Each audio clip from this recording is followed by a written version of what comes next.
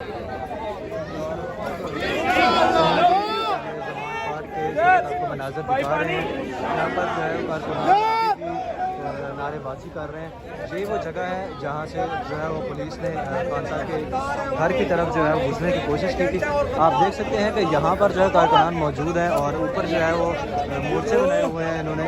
یہاں سے پولیس جو ہے وہ واپس لوٹی تھی. کارکنان نے شدید یہاں پر ڈیمو دیا جس کے بعد پولیس جو ہے وہ پیچھے جانے پر اور یہی وہ رستہ ہے جو آپ کو دکھا رہے ہیں. یہاں پر جو ہے وہ شدید قسم کی شیلنگ کا سامنا بھی رہا, واٹر کینن کا بھی استعمال کیا گیا اور اس کے بعد جو ہے وہ کارکنان یہاں پر موجود رہے.